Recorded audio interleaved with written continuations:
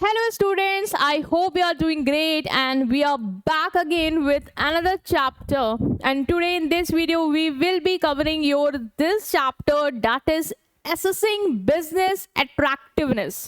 बहुत ही important chapter है, previous वाले से थोड़ा लिंक्ड ही है क्योंकि अब सब लिंक चल रहे हैं तुम्हारे। उसमें हमने जो सीखा, हमने उसमें क्या देखा था कि बिजनेस आइडिया क्या होता है और वो कैसे आता है। अब आइडिया आ गया, वो आइडिया सही है क्या, प्रैक्टिकली एप्लीकेबल है, मतलब उस आइडिया को इम्प्लीमेंट कर सकते हैं या नहीं कर सकते हैं, वो क्या आइडिया पैसे बना के देगा या नहीं देगा, क्या मार्केट में चलेगा या नहीं चलेगा, ये एसेस करना कि वो बिजनेस आइडिया अट्रैक्टिव है या नहीं है, वही हम इस चैप्टर में समझने वाले हैं। और वो कैसे एसेस करेंगे वो सब तुम डिटेल में इसमें देखने वाले हो। तो यही है पूरा चैप्टर, बहुत ईजी है, बहुत ही आराम से हम कवर कर लेंगे। ठीक है स्टूडेंट्स, सो अगर अभी तक आपने टाइटन्स बैच नहीं ज्वाइन किया है तो प्लीज़ ज्वाइन कर लेना। ठीक है, और ये सारी इन्फॉर्मेशन तुम्हारी इसमें मेंशन है और लिंक है डिस्क्रिप्शन में। कोई भी क्वेरी हो तो नंबर पे भी कांटेक्ट कर सकते हो हमें। ठीक है, बाकी ये जो कंटेंट है, ये जो स्टडी मटेरियल है, उसके लिए तुम हमारा ऐप डाउनलोड कर लेना जो कि तुम्हें मिल जाएगा। ठीक है, अगर तुम एंड्रॉयड यूज़र हो तो प्ले स्टोर में मिल जाएगा ऑप्शन एंट्रेंस हब सर्च करने पे, और अगर ऐप यूज़र हो मतलब एप्पल यूज़र हो तो ऐप स्टोर में मिल जाएगा। ठीक है, ओके। सो जब डाउनलोड करोगे और वेबसाइट पे जाओगे, लॉगिन करोगे, इस लिंक पे क्लिक करोगे एंड देन तुम्हारा ये फ्री मटेरियल का सेगमेंट ओपन होकर आएगा। थर्ड ऑप्शन है, यहाँ से तुम मटेरियल डाउनलोड कर लेना। ठीक है स्टूडेंट्स, सो चलो अब आ जाते हैं अपने टॉपिक पे जो हमें डिस्कस करना है। सबसे पहले मैंने ये बताया कि बहुत सारे लोग क्या करते हैं, बिजनेस आइडिया आता है और तुरंत एग्जीक्यूट कर देते हैं कि यार लगता है ये चीज़ करनी चाहिए, हमें लगता है चलो हम शुरू कर देते हैं। बट वही एक वजह होती है कि बहुत सारे बिजनेस फेल हो जाते हैं, क्योंकि सबसे पहले ये समझना कि आइडिया जो है क्या वो चलने लायक भी है, क्या उसके लिए जो टेक्नोलॉजी चाहिए वो हमारे पास है, जो रिसोर्स चाहिए वो है, पैसा है, या वो आइडिया पैसा बना के देने वाला है या नहीं। तो ये सब देखना भी बहुत ज़रूरी है, तभी तुम्हारा वो आइडिया तुम्हें एकदम क्लिक करेगा कि it's a good idea and you can implement it and get what you want from that idea. ठीक है, वो तुम्हारी जो भी इच्छा हो कि उस आइडिया से तुम्हें क्या चाहिए, तो वो तभी पॉसिबल है। तो हम यही चीज़ यहाँ पे देखने वाले हैं।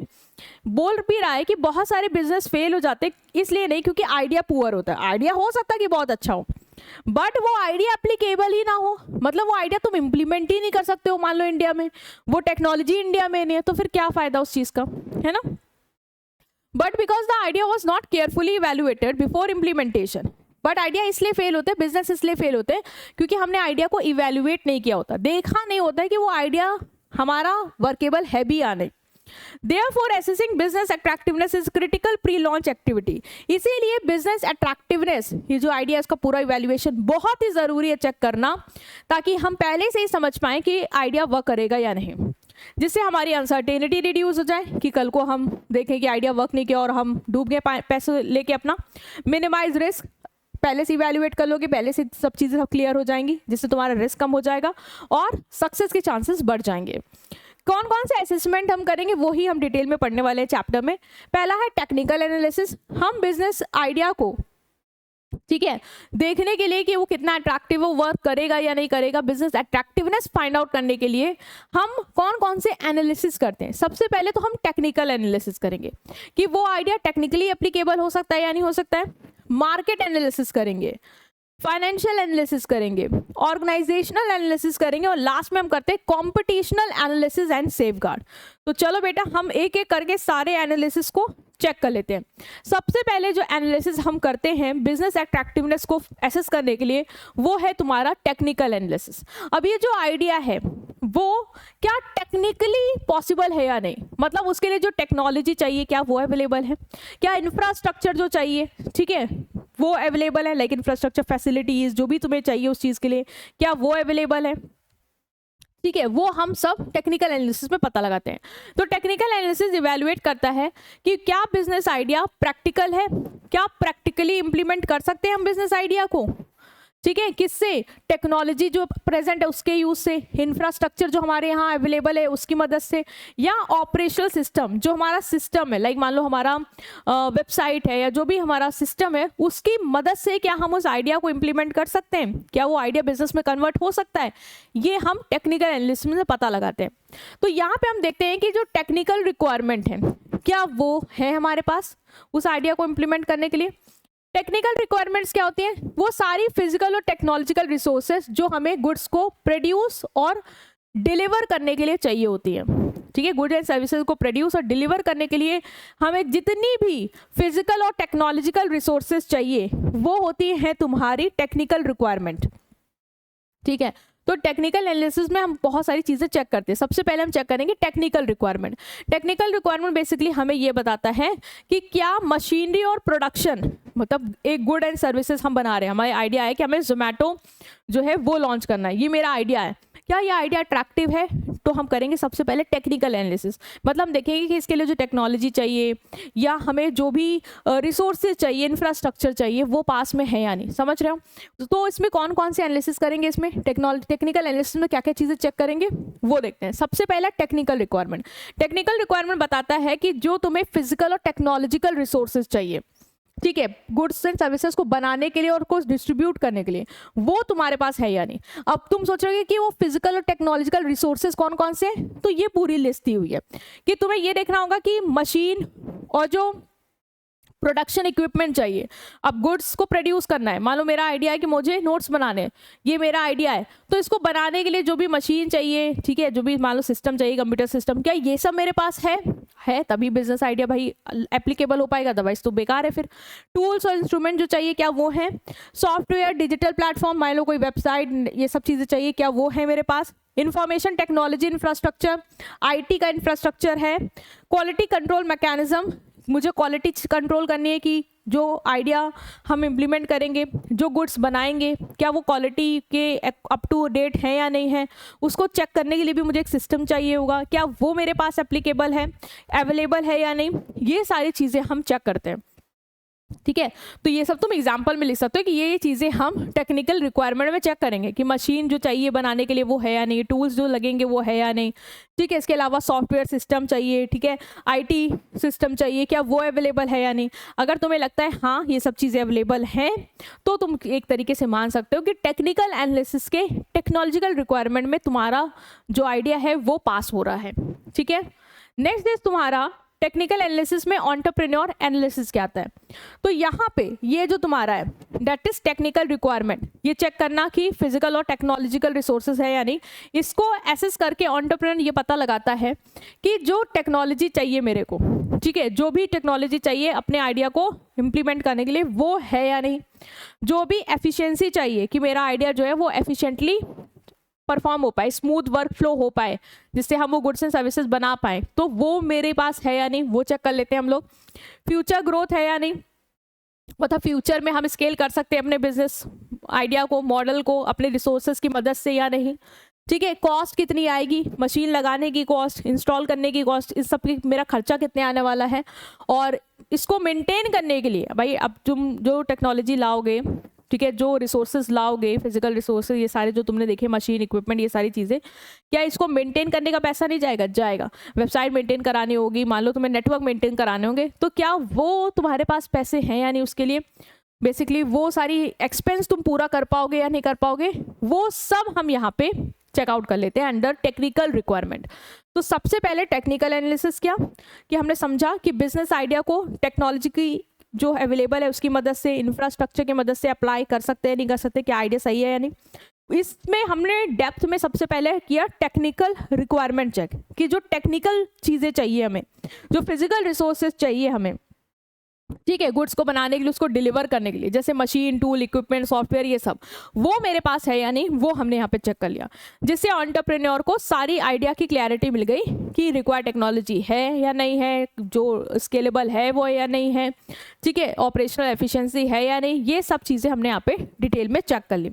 नेक्स्ट टेक्निकल एनालिसिस में हम इसके बाद एक और चीज़ चेक करेंगे, वो है तुम्हारा टेक्नोलॉजी सेलेक्शन। टेक्नोलॉजी मतलब कि इससे हम प्रोडक्ट को बनाएंगे।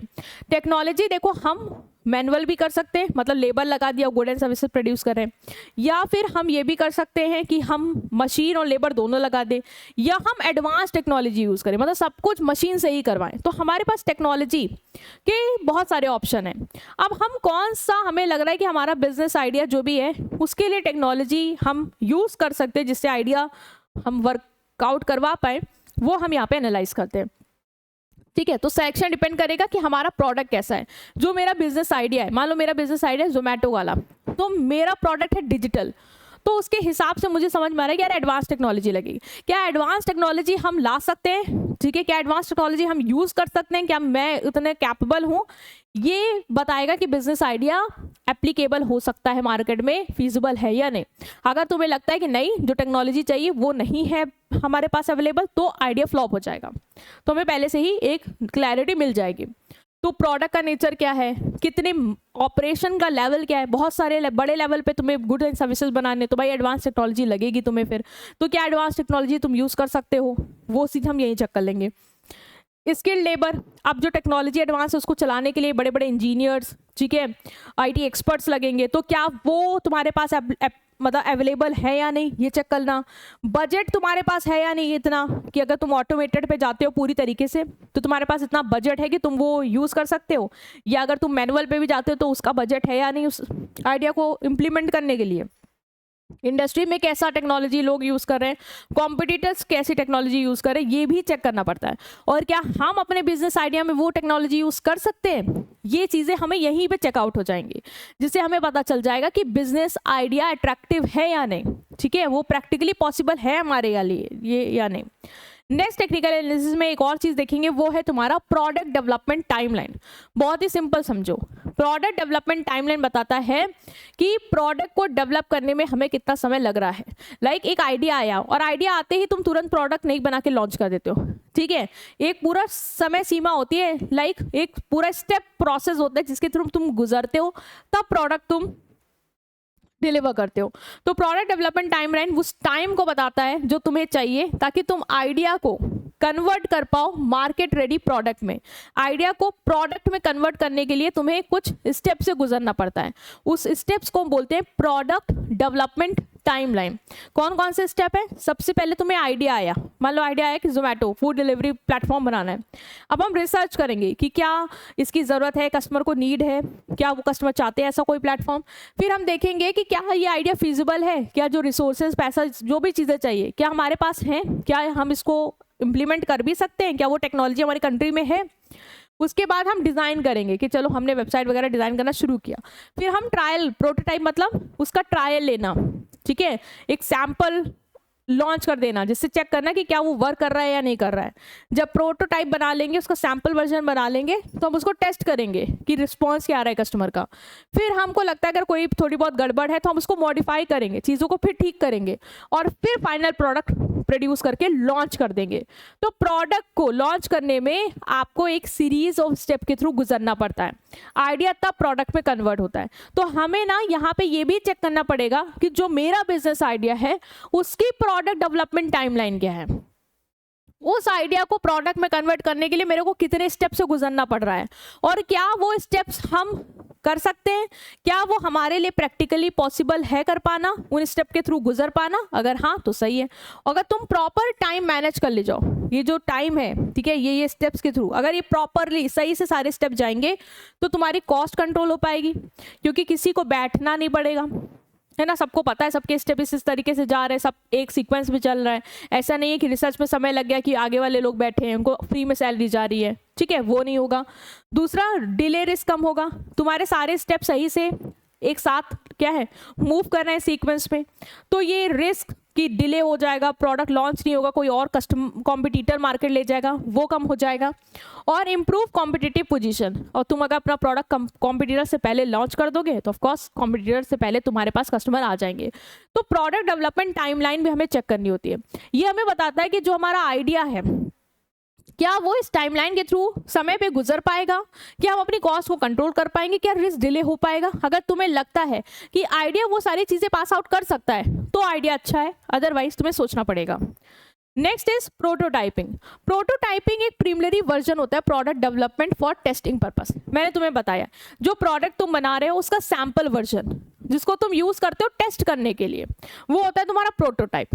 प्रोटोटाइप के क्या फायदे हैं? इससे तुम्हें टेक्निकल डिफेक्ट पता चल जाता है। तो मुझे ये भी देखना होगा कि मेरे बिजनेस आइडिया का प्रोटोटाइप बन सकता है। प्रोटोटाइप मतलब सैंपल वर्जन, और सैंपल वर्जन जो हम बनाएंगे उससे हमें बहुत सारे फायदे होंगे। उससे हमें पता चल जाएगा कि मेरा जो बिजनेस आइडिया है उसमें क्या टेक्निकल डिफेक्ट है। हो सकता है आइडिया है तो उसमें सैम्पल वर्जन लॉन्च किया, चीज़ें मान लो वेबसाइट सही से नहीं चल रही है, हैंग हो जा रही है, तो मेरे को पता चल गया टेक्निकल डिफेक्ट है, कस्टमर का फीडबैक भी तुरंत मिल जाएगा कि साइट नहीं चल रही है, वो मैं फिर चीज़ें उसी अकॉर्डिंग सही कर लूँगी और जो फेल होने का रिस्क है वो यहाँ पे क्या हो जाता है, कम हो जाता है। तो ये इंश्योर करता है कि प्रोडक्शन लार्ज स्केल पे हो ओनली आफ्टर नेसेसरी इंप्रूवमेंट। तो आइडिया को इम्प्लीमेंट करने से पहले सबसे पहले मेरे को उसकी टेक्निकल एनालिसिस के अंदर प्रोटोटाइपिंग भी चेक करनी होगी। अगर वो प्रोटोटाइपिंग में पास हो रहा है तो बिजनेस आइडिया सही है, अदरवाइज आपको सोचना पड़ेगा। नेक्स्ट हम जो एनालिसिस करेंगे टेक्निकल एनालिसिस में वो है supply chain analysis. Supply chain analysis basically हमें बताता है कि जो भी एक्टिविटीज, सप्लाई चेन क्या होती है, वो एक्टिविटीज, वो सारी एक्टिविटीज जो रॉ मटेरियल को लाने से लेके कस्टमर को प्रोडक्ट डिलीवर करने तक की हम करते हैं, वो सारी एक्टिविटीज तुम्हारी सप्लाई चेन में होती है। ठीक है, प्रोडक्ट को कस्टमर तक सप्लाई करने के लिए तुम्हें जितनी भी एक्टिविटीज करनी पड़ रही है सीक्वेंस में, वो चेन हमारी सप्लाई चेन कहलाती है। तो हमें ये भी एनालाइज करना होगा। तो supply chain include all activities from sourcing raw material to deliver final product to customer. Raw material लाने से कस्टमर को डिलीवर करने तक जितनी भी एक्टिविटीज हैं वो सब तुम्हारी सप्लाई चेन में आती हैं। इसमें तुम्हारे सप्लायर्स आ जाएंगे, इसमें तुम्हारा ट्रांसपोर्टेशन आ जाएगा, भाई ये सब चीज़ें चाहिए, सप्लायर चाहिए जिससे रॉ मटेरियल लाओगे, ट्रांसपोर्टेशन जिससे सप्लाई लाओगे, इवन जो फिनिश गुड है वो कस्टमर तक पहुंचाओगे, मैन्युफैक्चरिंग का प्रोसेस जिससे बनाओगे, वेयर हाउसिंग जहाँ पे गुड स्टोर करोगे, distribution channel like retailer, wholesaler जिनके थ्रू तुम भिजवाओगे। तुम्हें ये भी चेक करना पड़ेगा कि क्या तुम्हारी सप्लाई चेन उस आइडिया को लेके बन पा रही है या नहीं बन पा रही, क्या तुम ट्रांसपोर्टेशन, वेयर हाउस, ये सारी चीजें मैनेज कर पाओगे या नहीं कर पाओगे, तभी आइडिया सही है। अगर सप्लाई चेन मैनेजमेंट बढ़िया है तो तुम्हारी कॉस्ट कंट्रोल होगी क्योंकि तुम्हारा गुड जो है वो समय पे बन जाएगा, डिलीवर हो जाएगा, कस्टमर भी खुश रहेगा, ऑफ कोर्स वो सही समय पे मिल रहा है, और प्रोडक्शन पे टाइम पे हो जाएगा क्योंकि रॉ मटेरियल में आने में देरी नहीं हो रही है कि प्रोडक्शन डिले हो रहा है, वो भी टाइम पे हो जाएगा।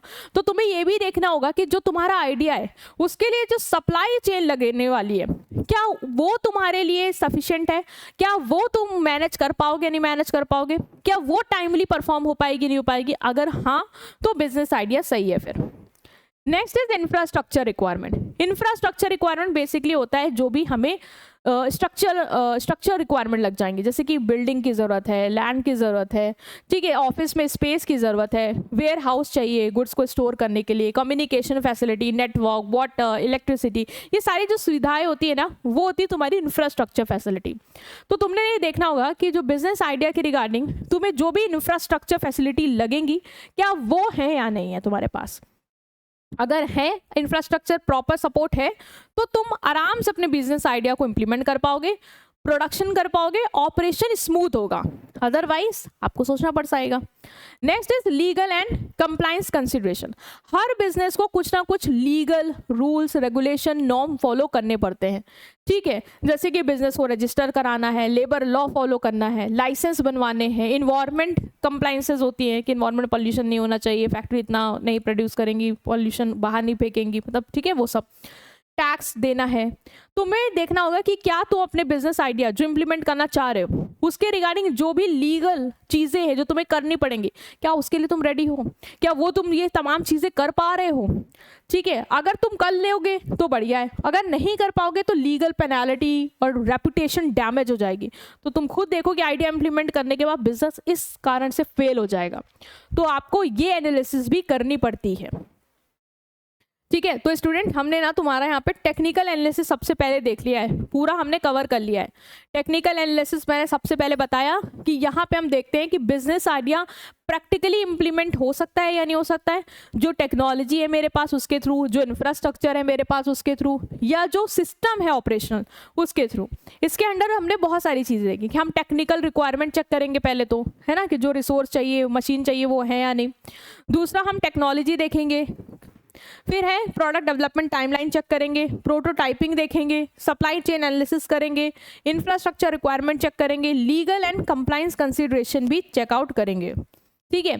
इसके बाद जो तुम्हारा नेक्स्ट टाइप ऑफ एनालिसिस आएगा वो है तुम्हारा मार्केट एनालिसिस, ठीक है। एक बार तुमने टेक्निकल एनालिसिस कर दी, तुम्हें समझ में आ गया कि टेक्निकली बिजनेस का आइडिया इंप्लीमेंट हो सकता है, ठीक है, जो भी चीज़ें चाहिए, इंफ्रास्ट्रक्चर चाहिए, टेक्निकल रिक्वायरमेंट चाहिए, ठीक है, लीगल कंप्लाइंसेस हैं, सप्लाई चेन, मुझे लगता है सब सही है मेरे पास, ठीक है, आइडिया इन सब को पास कर ले गया।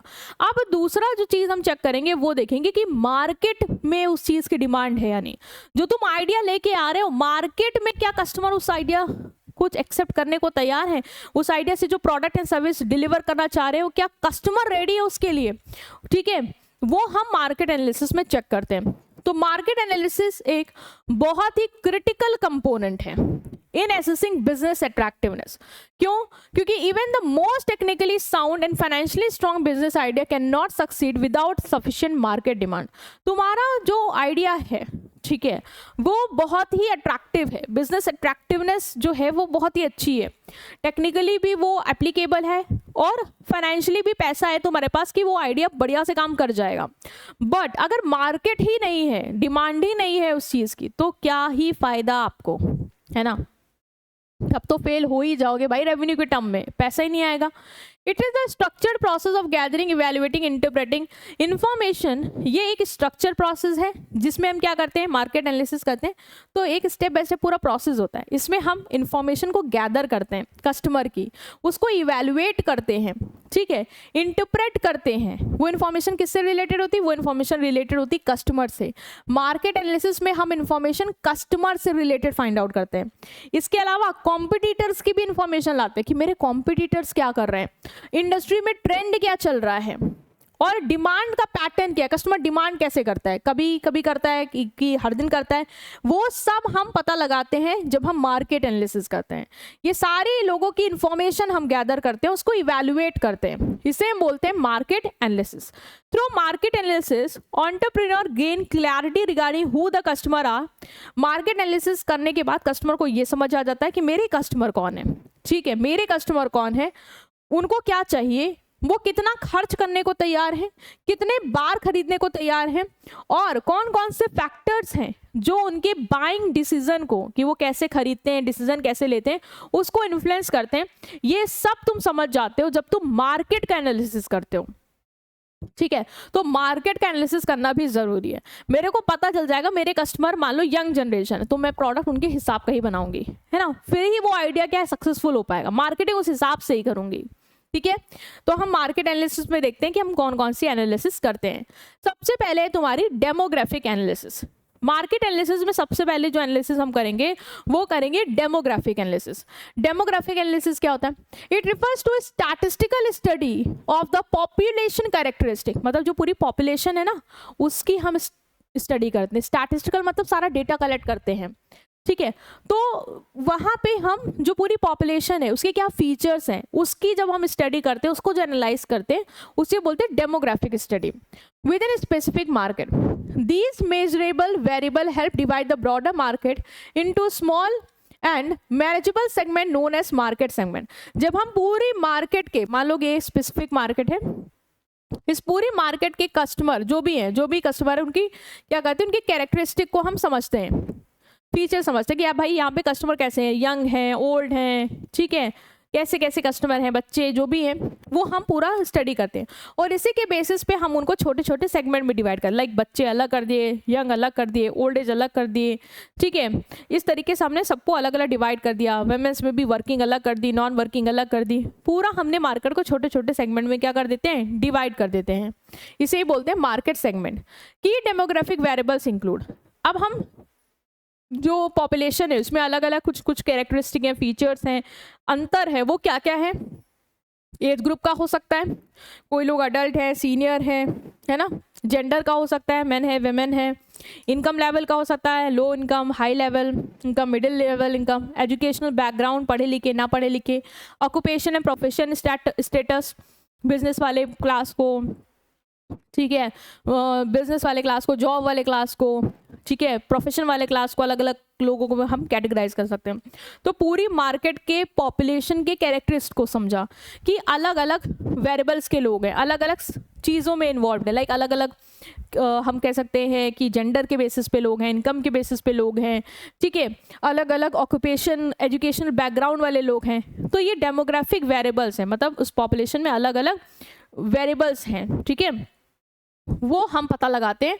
और यही होती है डेमोग्राफिक एनालिसिस कि पूरे मार्केट के पॉपुलेशन के सारे फीचर्स को समझना, उसके बाद उनको अलग अलग कैटेगरीज में डिवाइड कर देना ताकि तुम उसकी स्टडी आराम से कर पाओ। ठीक है, तो ये हमने यहाँ पे समझा। Next is each demographic variable significantly influence consumer preference, spending habit and product expectation. बोल रहा है ये जो तुमने डेमोग्राफिक वेरिएबल्स बनाए, लाइक इनकम ग्रुप अलग के बेसिस पे अलग अलग लोग, ठीक है, जेंडर के बेसिस पे अलग अलग लोग, ठीक है, ऑक्यूपेशन के बेसिस पे अलग अलग लोग, ये जो डेमोग्राफिक वेरिएबल्स हैं, ठीक है, बोल रहा है कि ये कस्टमर के प्रेफरेंस को इन्फ्लुएंस करते हैं। तो ऑफकोर्स यार यंग जनरेशन अलग चीज़ें प्रेफर करती है, उनकी स्पेंडिंग हैबिट्स अलग होती हैं, ठीक है। ओल्ड जनरेशन थोड़ा हेल्दी चीज़ ज़्यादा पसंद करेगी, उनकी स्पेंडिंग हैबिट्स अलग तरीके से होगी, वो ज़्यादा नहीं फ्रीक्वेंटली खर्च करेंगे, वो थोड़ा सेव करके रखेंगे। तो ऑफकोर्स यार डेमोग्राफिक वेरिएबल्स लोग किसकी सेक्टर किसी सेगमेंट में हैं वो बताएगा कि उनका प्रेफरेंस क्या होगा, उनका स्पेंडिंग हैबिट्स क्या होगा, वो सब चीज़ें हमें पता चल जाती है। जैसे एग्जाम्पल भी दे रहा है कि यंग कंज्यूमर टेक्नोलॉजिकली एडवांस और ट्रेंडी प्रोडक्ट पसंद करते हैं और हाई इनकम को प्राइमरी क्वालिटी और लग्जरी प्रोडक्ट पसंद करती है। तो ये है, तो जब हम डेमोग्राफिक वेरिएबल स्टडी कर लेंगे ना तो मुझे पता चल पाएगा कि मेरे कस्टमर कौन है। मान लो मुझे पता चला मेरे कस्टमर यंग जनरेशन है, तो मुझे पता चलेगा यंग जनरेशन की स्पेंडिंग हैबिट क्या है, वो कब कितना खर्च करने को तैयार है। मान लो वो फ्रीक्वेंटली खर्च करने को तैयार है, वो ट्रेंडी प्रोडक्ट पसंद करते हैं, तो मैं उसी हिसाब से देखूंगी कि मेरा बिजनेस आइडिया जो प्रोडक्ट को बना रहा है, क्या हम डेमोग्राफिक वेरिएबल जो मेरी मार्केट है उसको मैं टारगेट कर पाऊंगी या नहीं कर पाऊंगी अपने आइडिया के साथ। तो डेमोग्राफिक सेगमेंट अलाउ करता है एंटरप्रेन्योर को कि वो सबसे प्रॉफिटेबल कस्टमर सेगमेंट को समझ पाए। कि मान लो जो भी बिजनेस आइडिया कि हम प्रोडक्ट एंड सर्विस बनाएंगे, ठीक है, फूड का ही बना रहे, जोमेटो ही बना रहे मान लो, तो जो भी मेरे कस्टमर हैं, ठीक है, वो कितने प्रॉफिटेबल हो सकते हैं। लाइक यंग जनरेशन के लिए ज़्यादा मैं मार्केटिंग पे खर्चा करूं क्योंकि मुझे लग रहा है कि यंग जनरेशन ज़्यादा फूडी है, वो ज़्यादा फूड ऑर्डर करेगी, या ओल्डर जनरेशन पे, तो हमें प्रॉफिटेबल सेगमेंट कौन सा होगा ये पता लग जाएगा। दूसरा, प्रोडक्ट के फीचर उसी हिसाब से डिज़ाइन कर सकते हैं, ठीक है, उसी हिसाब से मार्केटिंग कर सकते हैं, रिसोर्स को उसी तरीके से एलोकेट कर सकते हैं, मार्केटिंग स्ट्रैटेजी बनाएंगे उसी तरीके से, प्रमोशन कैंपेन उसी तरीके से रन करेंगे। लाइक जो बच्चे हैं उनके लिए मील्स वगैरह रन करेंगे, हैप्पी मील, छोटी मील, ऐसा कुछ, फैमिली के लिए फैमिली मील्स वगैरह के प्रमोशन, है ना, वो उस तरीके से चीज़ें करेंगे। तो हमें ना डेमोग्राफिक सेगमेंटेशन से बिल्कुल कस्टमर का एक एक जिस्ट क्लियर हो जाता है कि कस्टमर मेरे कौन कौन से सेगमेंट के हैं, और मैं जिसको भी सेगमेंट करना चाह रही हूँ, मतलब टारगेट करना चाह रही हूँ जिस सेगमेंट को, मान लो मुझे लग रहा है कि यंग जनरेशन का बहुत बड़ा मार्केट है और मैं उसको ही ज़्यादा टारगेट करना चाह रही हूँ क्योंकि पैसा ज़्यादा बनेगा, तो उसके बारे में मुझे पूरी इन्फॉर्मेशन मिल जाएगी कि वो किस तरीके की हैबिट रखते हैं, किस तरीके का कंजम्पशन पैटर्न है, और उसी के अकॉर्डिंग मैं अपनी जो स्ट्रैटेजीज़ हैं आइडिया को लेके वो लगाऊंगी जिससे वो आइडिया आगे जाके सक्सेसफुल हो पाएगा। तो हम मार्केट एनालिसिस में डेमोग्राफिक एनालिसिस से काफ़ी ज़्यादा पॉपुलेशन के फीचर्स को एनालाइज करते हैं। नेक्स्ट है तुम्हारा कस्टमर पेन पॉइंट, कि कस्टमर का पेन पॉइंट एनालाइज करना। कस्टमर पेन पॉइंट क्या होता है? कस्टमर की प्रॉब्लम, फ्रस्ट्रेशन जो उसको हो रही है एग्जिस्टिंग प्रोडक्ट एंड सर्विसेज में। लाइक प्रोडक्ट अभी जो मिल रहा है मार्केट में अच्छा नहीं है, क्वालिटी खराब है, प्राइस बहुत है, ये है कस्टमर का pain point.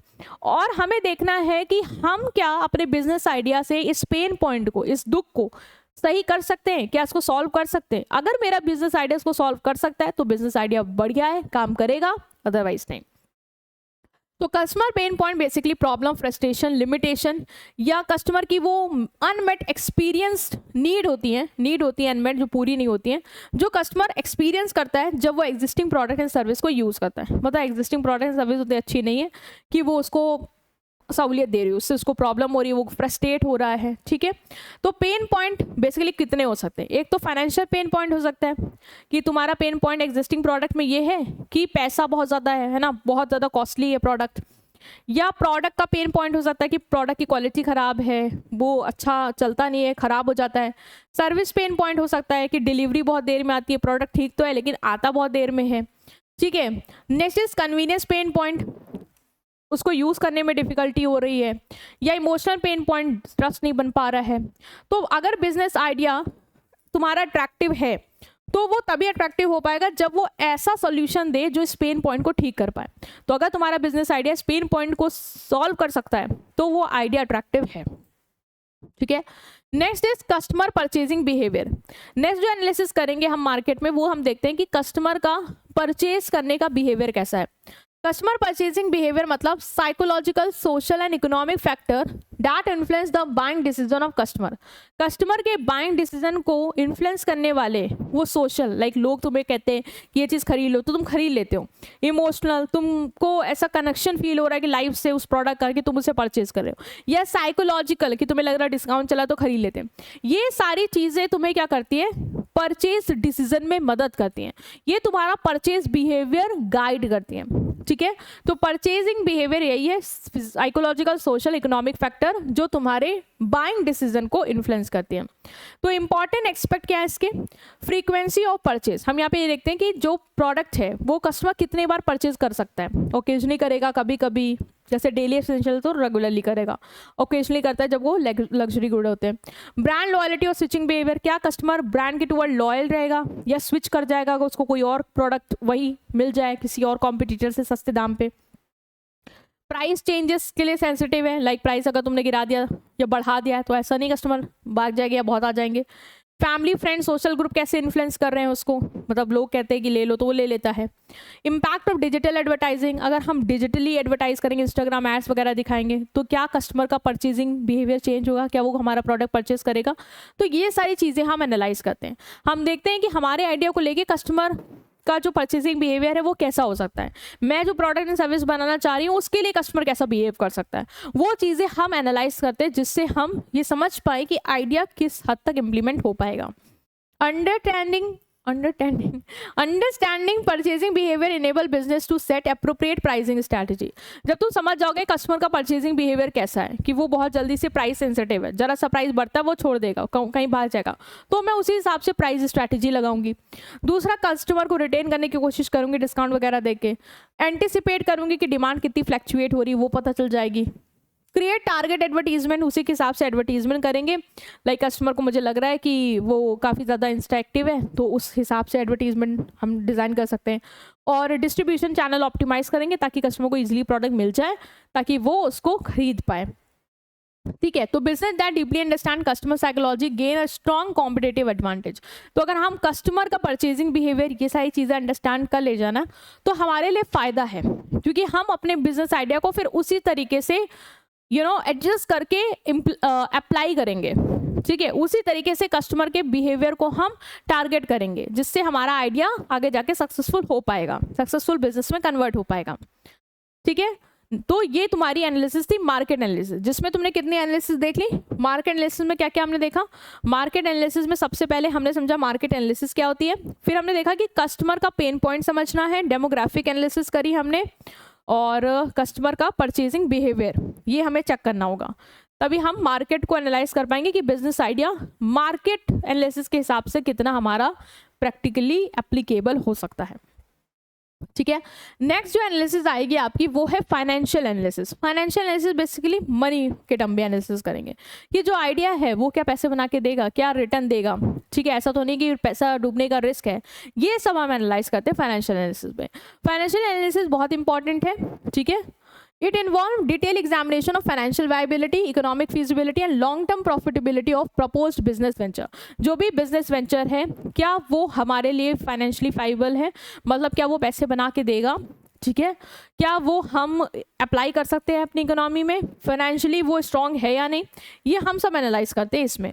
Will business generate adequate and sustainable financial return in relation to investment made and risk involve. क्या बिजनेस पे जितना हमने पैसा लगा दिया, जितना हमने रिस्क ले लिया, उसके रिटर्न में क्या बिजनेस का आइडिया हमें पैसा बना के देगा।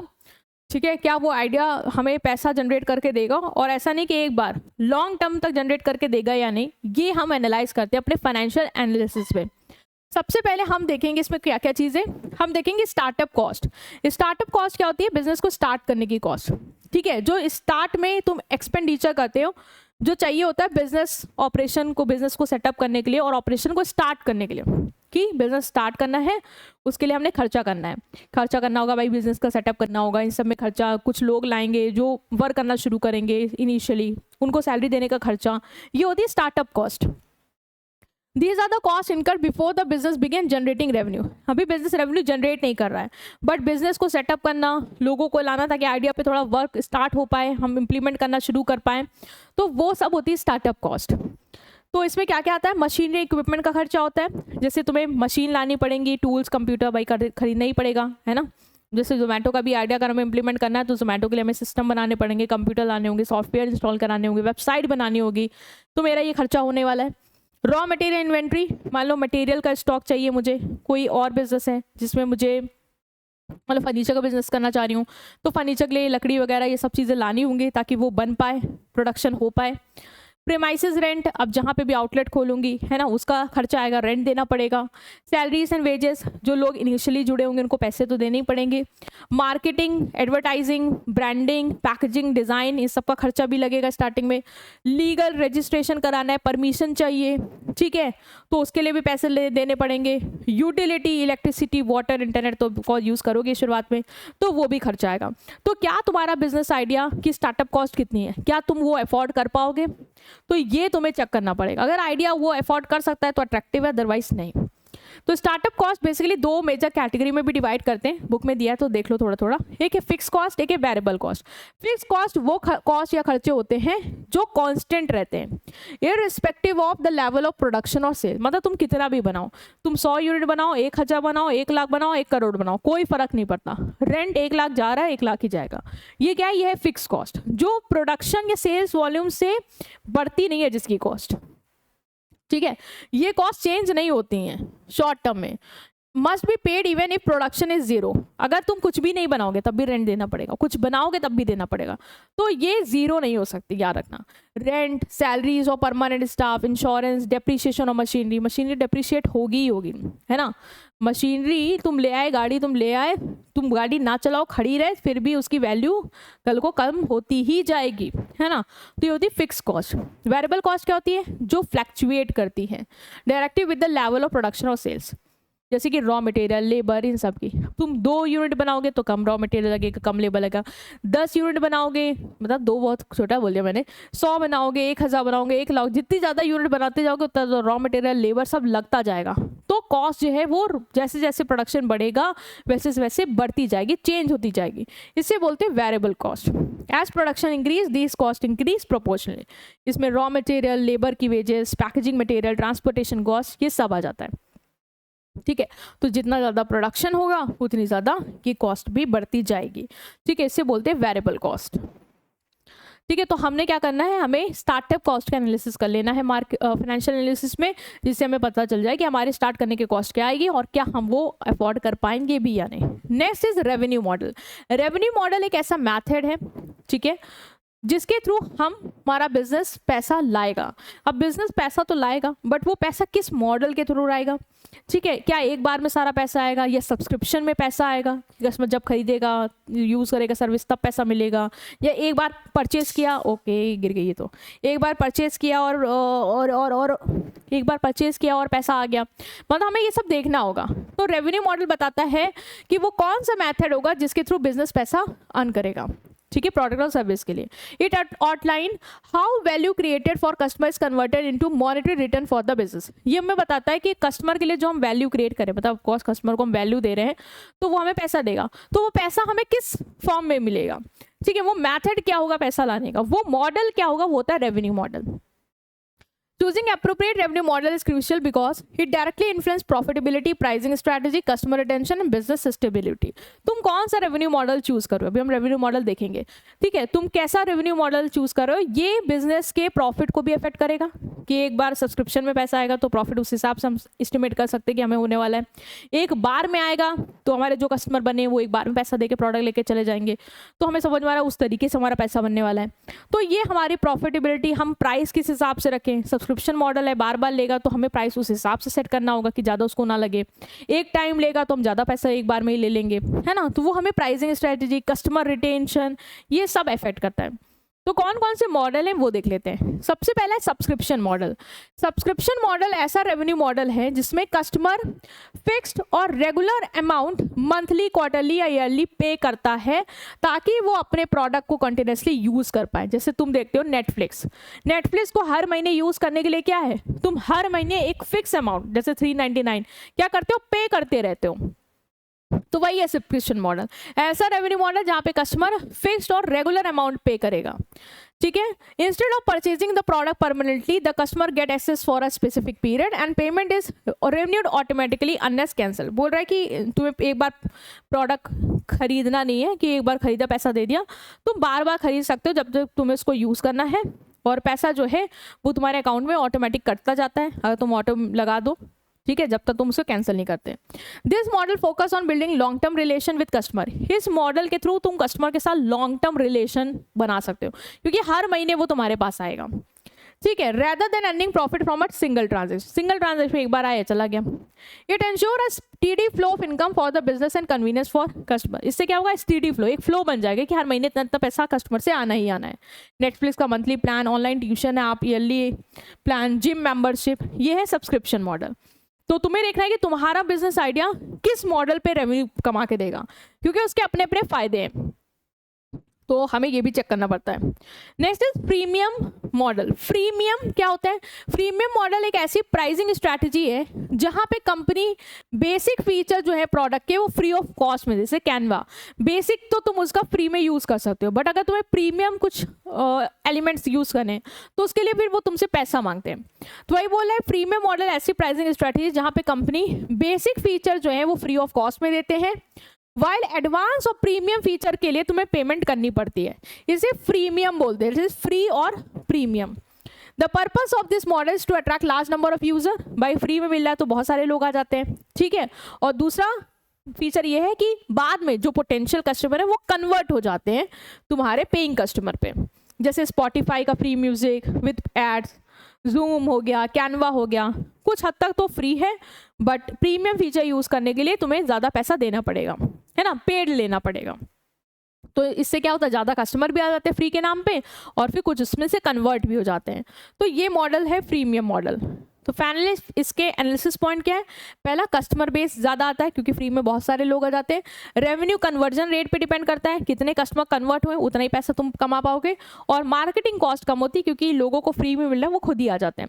तो तुम्हें देखना होगा कि तुम्हारा बिजनेस आइडिया किस मॉडल पे बेटर रेवेन्यू कमा के देगा, ये वेदर सब्सक्रिप्शन और whether premium. Next is one time sale model. ये तो पुराना मॉडल है। इसमें क्या होता है, इसमें एक बार आप बेचो और पैसा ले लो, दैट्स इट। तो one time sale model traditional revenue method है जहां पे कस्टमर एक बार पे करता है और प्रोडक्ट को परमानेंटली परचेज कर लेता है। एक बार पेमेंट कर दी, ओनरशिप कस्टमर को मिल जाती है। फर्दर कोई वो ऐसा नहीं कि बाद में वो पेमेंट करेगा रेगुलर, कोई सब्सक्रिप्शन नहीं लिया उसने। बिजनेस को एक बार ही पैसा मिलता है यहाँ पे, ठीक है। देयरफॉर कंटिन्यूअस सेल जरूरी, इसीलिए बिजनेस को चाहिए कि वो बार बार सेल करे, क्योंकि भाई एक बार कस्टमर ने लिया वो लेके चला गया, अब वो बार बार नहीं आएगा तुम्हारे पास। तो तुम्हें फोकस करना है कि ज़्यादा से ज़्यादा कस्टमर को टारगेट कर पाओ और अपनी एक कंटिन्यूअस सेल मेंटेन कर पाओ। जैसे school text book 9th class में ले लिए, 10th क्लास में ले लिए, 11th में ले लिए, अब जरूरत नहीं है। बाइंग फर्नीचर, एक बार मोबाइल फ़ोन खरीद लिया, अब दोबारा नहीं खरीदने जाओगे कि हर दिन तुम मोबाइल फ़ोन खरीदने जा रहे हो या हर महीने खरीद रहे हो, ऐसा नहीं होगा। ये होती है वन टाइम परचेज। तो तुम्हें ना देखना होगा कि तुम्हारा बिजनेस आइडियल किस रेवेन्यू मॉडल पे बढ़िया काम करके देगा, ठीक है, वो किस पे एप्लीकेबल हो सकता है, क्या अप्लाई कर सकते हो, क्या फायदे तुम्हें मिलने वाले हैं। Next is break even analysis. Financial analysis में हम ब्रेक इवन एनालिसिस करते हैं। बेसिकली हम पता लगाते हैं वो पॉइंट जहां पे हमारा ना प्रॉफिट है ना लॉस है, जहां पे हम इतना पैसा कमा रहे हैं कि ना तो हमें फायदा हो रहा है ना तो नुकसान, बेसिकली हमारी कॉस्ट कवर हो पा रही है। तो इससे हमें ये आइडिया मिल जाती है कि अगर हम इस पॉइंट के ऊपर जाएंगे तो हम पैसा बनाने लग जाएंगे, मतलब प्रॉफिट हमें आएगा। तो ब्रेक इवन एनालिसिस एक ऐसा फाइनेंशियल टूल है जो हमें बताता है कितनी हमें सेल चाहिए जिससे हमारा टोटल रेवेन्यू टोटल कॉस्ट के इक्वल हो जाए। लाइक मुझे पता है कि मैं 100 यूनिट बेचूंगी तो मेरी टोटल कॉस्ट जो 1000 आ रही है वो मेरी कवर हो जाएगी। ये है मेरा break even point. At this point business neither earn profit nor income loss. भाई एक ऐसा पॉइंट है जहाँ पे तुम्हारी कॉस्ट कवर हो रही है, तो ना तो तुम प्रॉफिट कमा रहे हो ना तो तुम लॉस में हो, क्योंकि कॉस्ट तो कम से कम निकल ही रही है। ब्रेक इवन पॉइंट तब होता है जब टोटल रेवेन्यू टोटल कॉस्ट के बराबर होता है, या टोटल रेवेन्यू टोटल कॉस्ट किससे बनती है, फिक्स कॉस्ट और टोटल वेरिएबल कॉस्ट से इसके बराबर होती है। ये एनालिसिस हमें बताता है कि हमें मिनिमम कितनी सेल चाहिए जिससे लॉस ना हो, कितनी मिनिमम हो कि कॉस्ट कवर हो जाए। प्राइसिंग स्ट्रैटेजी हम बना सकते हैं कि हमें देखना है कि हम अपने प्रोडक्ट का प्राइस इतना सेट करें कि हम इतनी सेल कर ले जाएं कि हमारा जो रेवेन्यू है वो कॉस्ट के ऊपर आए, क्योंकि जहां कॉस्ट रेवेन्यू बराबर होंगे वो ब्रेक इवन होगा। तो हमारा फोकस रहेगा कि हमारी सेल का प्राइस, हमारे प्रोडक्ट का प्राइस इतना हो कि उसको बेचने के बाद हमारा रेवेन्यू ज़्यादा हो कॉस्ट से, ताकि हम प्रॉफिट कमा पाएं। रिस्क लेवल ऑफ बिजनेस पता चल जाता है कि इस लेवल पे कोई रिस्क नहीं है ना, ये ब्रेक इवन पॉइंट है तो ना लॉस है ना प्रॉफिट है, तो इतना तो हमें करना है, इसके ऊपर हम जाएंगे तो हमें फ़ायदा होगा।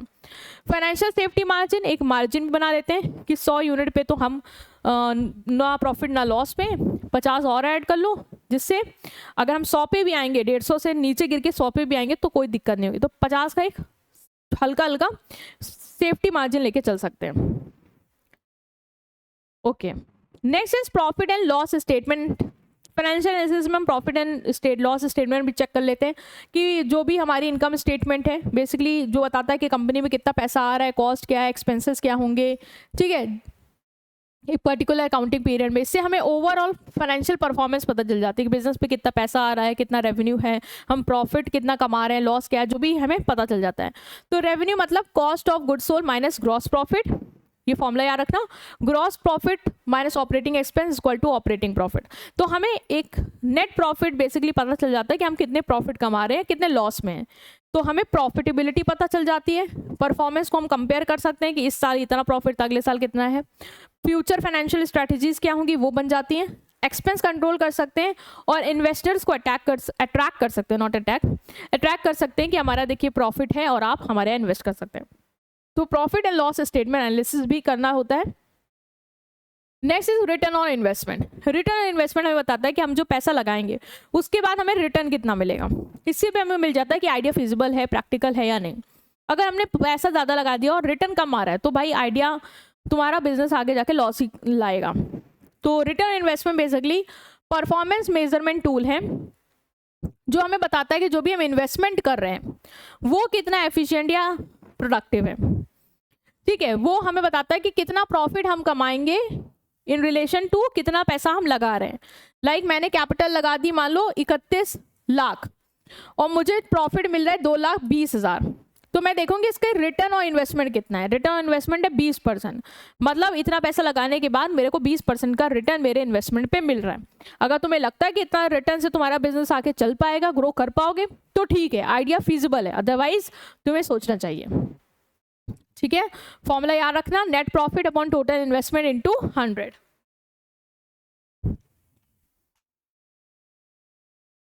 ठीक है। Okay, moving to next analysis that is organisational analysis. अब हम ना ऑर्गेनाइजेशन की एनालिसिस करते हैं कि जो आइडिया है, बिजनेस अट्रैक्टिवनेस हमको चेक करनी है। इसके लिए हम देखते हैं कि जो हमें ऑर्गेनाइजेशन की चीज़ें चाहिए, ऑर्गेनाइजेशन का जो हमें स्ट्रक्चर चाहिए, जो लोग की रिस्पॉन्सिबिलिटी होने वाली है अंदर जो काम करेंगे, वो सब हम देख लेते हैं कि क्या सही है या नहीं, क्या लीडर्स हैं उस हिसाब के या नहीं, क्या लोग हैं उस हिसाब के या नहीं। ये सब हम ऑर्गेनाइजेशनल एनालिसिस में चेक करते हैं। ये सिस्टमैटिक इवैल्यूएशन है इंटरनल स्ट्रक्चर का, अंदर के स्ट्रक्चर को हम यहाँ पे इवैल्यूएट करते हैं। मैनेजमेंट का सिस्टम कैसा है मेरा, वर्क फोर्स क्या लोग काबिल हैं इसके कि जो हम प्रोडक्ट बनाना चाहते हैं वो बना पाएंगे, लीड कर पाएंगे, क्या बातचीत का फ्लो सही है कि आपस में ऐसा ना हो कि प्रोडक्ट सर्विस बनाने में लड़ाई हो रही है तो हम कुछ कर ही नहीं पाएंगे, आइडिया इंप्लीमेंट ही नहीं हो पाएगा, ठीक है।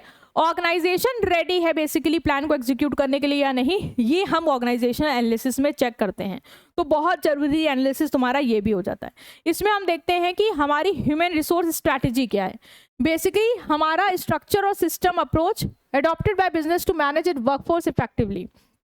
बेसिकली हम देखते हैं कि हम अपने लेबर्स को, हम अपने एम्प्लॉयज़ को कैसे मैनेज करेंगे, उसका सिस्टम हमारा कैसा है, वो हमारा तरीका क्या है। अगर तुम्हें लगता है कि तुम अपने रिसोर्सेज को, ह्यूमन रिसोर्सेज को अच्छे से मैनेज कर सकते हो, उनसे सही से काम करवा सकते हो, तब तो आइडिया इंप्लीमेंट हो पाएगा, अदरवाइज नहीं। तो एक स्ट्रॉन्ग HR स्ट्रैटेजी बनानी पड़ेगी हमें कि सही लोग को सही जगह रख पाएँ, ट्रेनिंग प्रॉपर दें, एम्प्लॉय को मोटिवेट रखें, जिससे हमारा आइडिया इंप्लीमेंट हो पाए। तो HR की स्ट्रैटेजी में बहुत सारी चीज़ें देखते हैं कि मैन पावर प्लानिंग करनी, लाइक कितने लोग चाहिए, रिक्रूटमेंट करना, उन्हें अट्रैक्ट करना कि हमारे यहाँ अप्लाई करें, उनमें से बेस्ट को सेलेक्ट करना, उनको सही जगह प्लेस करना, ये सब हम कर पाएंगे या नहीं, ठीक है। अपने आइडिया को इम्प्लीमेंट करने के लिए हम चेक करेंगे। नेक्स्ट इज ऑर्गेनाइजेशन की हायरार्की कैसी है, बेसिकली सिस्टम कैसा है, स्ट्रक्चर कैसा है, ठीक है। कौन किसको ऑर्डर देगा, कौन किससे ऑर्डर लेगा, ये हमने कैसे सेटअप कर रखा है। रिपोर्टिंग रिलेशनशिप कैसा है, ठीक है, ये बताता है कि कौन किसको रिपोर्ट करेगा, कौन किसको आंसर देगा अलग अलग लेवल पे। अगर सिस्टम सही है, हायरार्की सही है, लोग बॉस को कंसिडर कर रहे हैं, एम्प्लॉयज बॉस को रिपोर्ट दे रहा है, बॉस एम्प्लॉयज को ऑर्डर दे रहा है, तो स्मूथली सब चीज़ें चल जाएंगी, कंफ्यूजन नहीं होंगी कि मैं इधर भागूंगी, मुझे तो पता नहीं मेरे को किससे ऑर्डर लेना था यार, मुझे तो पता ही नहीं मैं किसकी बॉस हूँ। ये नहीं होना चाहिए, क्लियर होना चाहिए हायरार्की क्या है, कौन किस पोजीशन पे बैठा है, सब कुछ क्लियर होनी चाहिए। अगर क्लियर है तो आप आराम से कोऑर्डिनेट करके काम कर ले जाओगे, ठीक है। तो top management, middle management, operational manager, ये 3 लेवल है और तीनों लेवल में हायरार्की होनी चाहिए कि टॉप वाला मिडिल को देखेगा, मिडिल वाला लोअर को देखेगा, ठीक है, बेसिकली ऑपरेशनल को देखेगा, ऑपरेशनल वाला इन सबको रिपोर्ट करेगा। तो ये हायरार्की अगर क्लियर है तो आइडिया इंप्लीमेंट हो पाएगा, अदरवाइज लोग ही आपस में लड़ते रहेंगे अलग अलग लेवल में कह के कि हमें तो पता ही नहीं हम किसके बॉस हैं। नेक्स्ट इज ऑर्गेनाइजेशन का कल्चर एनालाइज करेंगे कि हमारे ऑर्गेनाइजेशन का कल्चर कैसा है, बेसिकली वहाँ के लोगों के बिलीव्स, नॉर्म, एथिक्स, ट्रेडिशन, अलग अलग वर्क प्रैक्टिसेस जो एम्प्लॉय के बिहेवियर को गाइड करता है, ठीक है।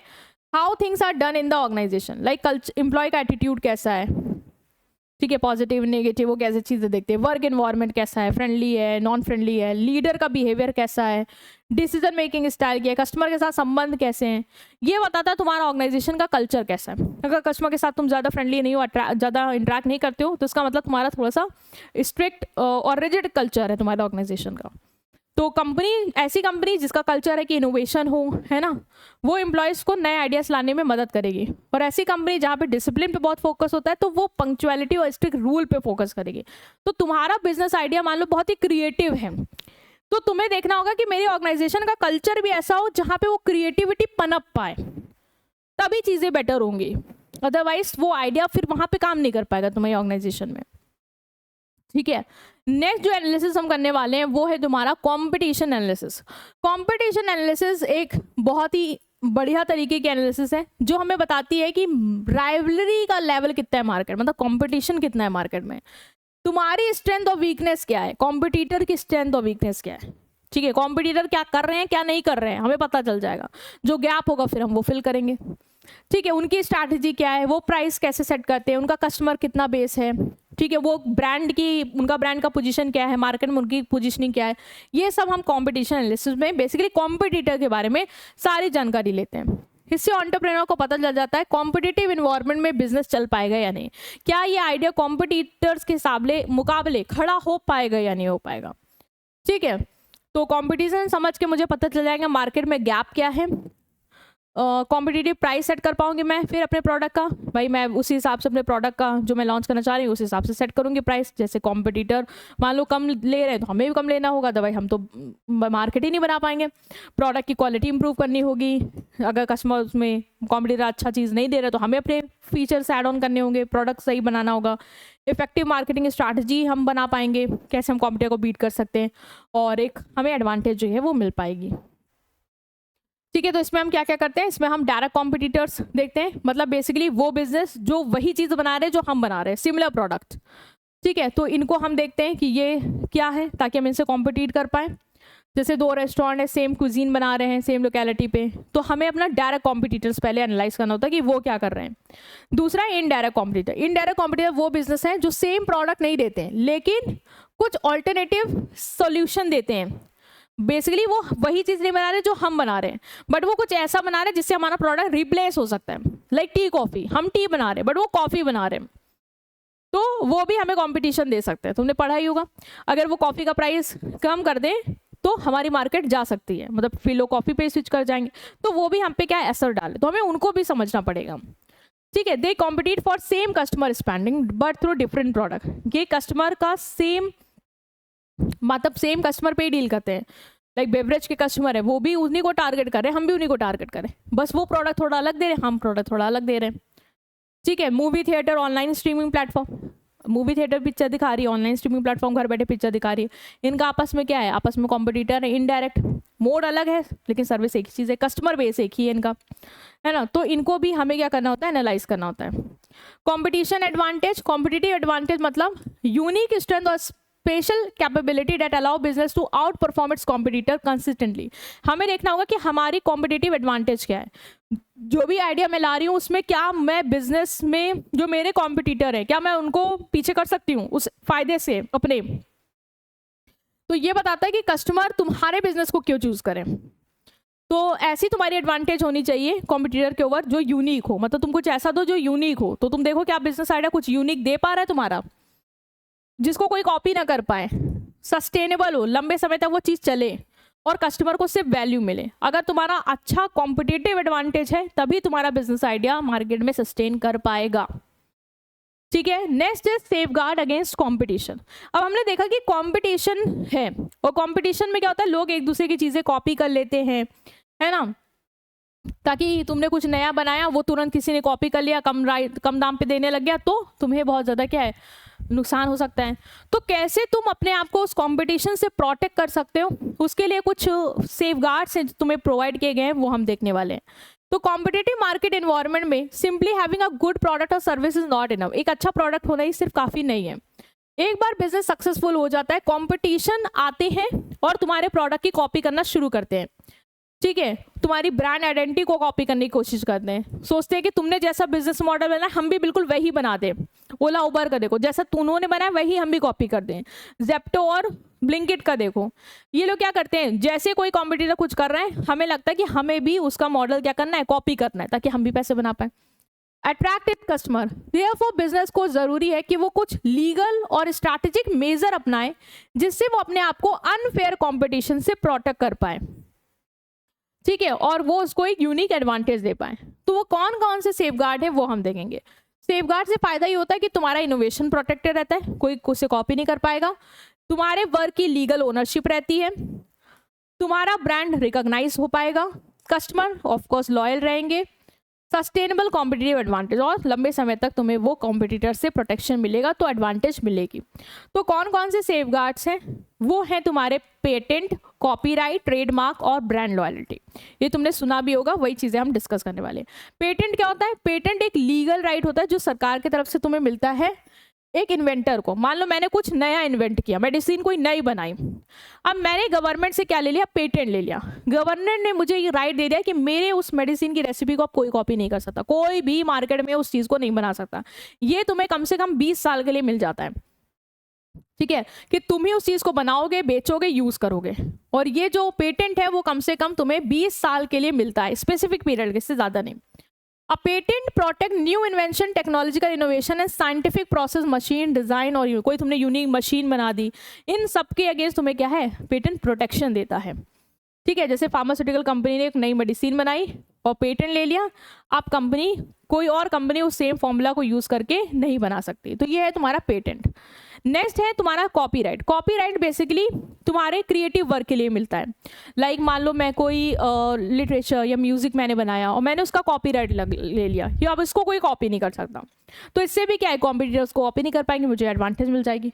तो legal protection granted to creator of original artist, literary, music, dramatic, intellectual work, इससे क्रिएटर को एक्सक्लूसिव राइट मिल सकता है कि वही उसको बना सकता है दोबारा से, वही उसको पब्लिश करेगा, वही उसको डिस्प्ले करेगा। जैसे बुक्स एंड आर्टिकल का कॉपीराइट, सॉफ्टवेयर प्रोग्राम का, music, song, films, video, website content, इन सब का। ट्रेडमार्क क्या होता है, ट्रेडमार्क एक डिस्टिंक्टिंग लीगल सिंबल है, name, logo, combination that ideas identifies and differentiate good and service of one business from another business. एक बिजनेस को दूसरे बिजनेस से डिफरेंशिएट करने के लिए जो भी एक बिजनेस लोगो का यूज़ करता है ना, जो भी सिंबल का यूज़ करता है, नेम का यूज़ करता है, डिज़ाइन का यूज़ करता है, या इन सब का कॉम्बिनेशन का यूज़ करता है, उससे बोलते हैं ट्रेडमार्क। बेसिकली तुमने सुना होगा brand mark. Brand mark basically क्या करता है, तुम्हें ब्रांड मार्क, ब्रांड नेम, ये सब क्या करते हैं, ब्रांड बेसिकली तुम्हें प्रोटेक्ट, तुम्हें एक यूनिक आइडेंटिटी देते तुम्हारे गुड एंड सर्विस को। लाइक मैगी का ब्रांड लोगो कोई और कॉपी नहीं कर सकता, क्योंकि उसने उसको प्रोटेक्ट करवा रखा है, ट्रेड मांग ले रखा है कि कोई उसका और कॉपी नहीं करेगा। ठीक है, जैसे कि तुम्हारा कोई लोगो, नाइकी हो गया, सिंबल हो गया, उसको कोई कॉपी नहीं कर सकता। ठीक है। तो ये क्या होता है, ट्रेडमार्क, तुम उसको प्रोटेक्ट करा लो। तो ट्रेडमार्क डिस्टिंग साइन सिंबल, लोगो सिंबल, ये सब होता है जो एक गुड एंड सर्विसेज को दूसरे गुड एंड सर्विसेज से डिफरेंशिएट करता है। ट्रेडमार्क प्रोटेक्शन प्रिवेंट करता है कॉम्पिटिटर को कि वो तुम्हारा सिमिलर ब्रांड नेम नहीं यूज कर सकते, सिमिलर लोगो तुम्हारे जैसा यूज नहीं कर सकते, जिससे कस्टमर कंफ्यूज नहीं होंगे। अगर कंपनी अपना ट्रेडमार्क रजिस्टर करा लेती है तो कोई और बिजनेस उसको यूज, जैसे मैंने अपना कंपनी का नेम रजिस्टर करा लिया तो अब मेरी कंपनी का नाम कोई और यूज नहीं कर सकता, ठीक है, जिससे मेरे कस्टमर कंफ्यूज हो। तो ये कंपनी का यूनिक लोगो हो गया, अलग प्रोडक्ट नेम हो गया, जिसका ट्रेडमार्क ले रखा है, तो अब वो प्रोटेक्ट हो गया क्योंकि कोई उसको अब कॉपी नहीं कर सकता, ठीक है। Next is brand loyalty. Brand loyalty क्या होता है, ब्रांड के टुवर्ड लॉयल्टी। कस्टमर तुम्हारे ब्रांड के टुवर्ड क्या है, कितना लॉयल है कि वो तुम्हारे ब्रांड को छोड़ के कहीं और नहीं जा रहा है। तो ये भी एक कहीं ना कहीं तुम्हें कॉम्पिटिटिव एडवांटेज देता है, कहीं ना कहीं तुम्हें प्रोटेक्शन देता है कॉम्पिटिटर से। तो brand loyalty refers to strong preference and emotional attachment that customer develop toward a product particular brand over time. Loyal customer repeatedly purchase product from the same company even when the competitor offer alternative. Like iPhone के लिए brand loyalty है तो लोग iPhone ही खरीदेंगे, भले ही बाकी brand अलग अलग ऑल्टरनेटिव दे रहे हैं, वो नहीं स्विच करेंगे क्योंकि उनकी क्या है, ब्रांड के टुवर्ड लॉयल्टी है। तो इससे क्या होता है, तुम्हें एक प्रोटेक्शन मिलता है कॉम्पिटिटर से कि कस्टमर तुम्हारा उधर जाएगा ही नहीं। ब्रांड लॉयल्टी आप कैसे बिल्ड कर सकते हो, एक अच्छी प्रोडक्ट क्वालिटी देके, एक जैसी प्रोडक्ट क्वालिटी दोगे तो कस्टमर सोचेगा ये हमेशा अच्छा मिल रहा है तो यहीं पे से ही लेंगे। प्राइसिंग सही होनी चाहिए, ऐसा नहीं कि तुम प्राइस गलत कर दो कि कस्टमर भाग जाए। इमोशनल ब्रांडिंग, ये कनेक्शन बिल्ड करने की कोशिश करो। एक्सीलेंट कस्टमर सर्विस दो कि कस्टमर को तुम्हारे ब्रांड्स के टुवर्ड लॉयल होना ही पड़े। तो कस्टमर का एक्सपीरियंस अच्छा होगा तो भी तुम्हारे ब्रांड के टुवर्ड लॉयल रहेगा, ठीक है। जैसे कस्टमर रिपीटली एक ही दुकान से क्लोथ खरीद रहा है तो ये शो करता है कस्टमर तुम्हारे टुवर्ड ब्रांड लॉयल है और फिर वो दूसरे कॉम्पिटिटर की तरफ नहीं जाएगा। तो ये सब तुम्हें ना कॉम्पिटिशन से सेफगार्ड प्रोटेक्शन देते हैं, जिसमें तुमने कौन कौन से देख लिए, पेटेंट हो गया, कॉपीराइट हो गया, ट्रेडमार्क हो गया और ये हो गया तुम्हारा ब्रांड लॉयल्टी।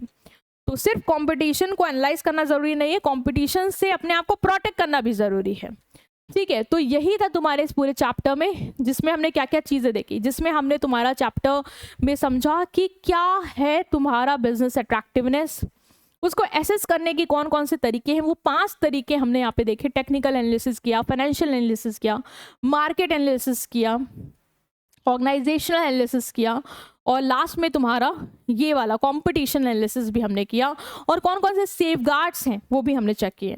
सो यही है तुम्हारा पूरा चैप्टर जिसको हमने डिस्कस किया इन डिटेल। आई होप तुम्हें समझ में आया होगा। स्टिल कोई भी डाउट रहे कमेंट सेक्शन में पूछ लेना, वीडियो को लाइक करना, चैनल को सब्सक्राइब करना। मिलते हैं तुमसे नेक्स्ट चैप्टर में। Till then take care, good bye.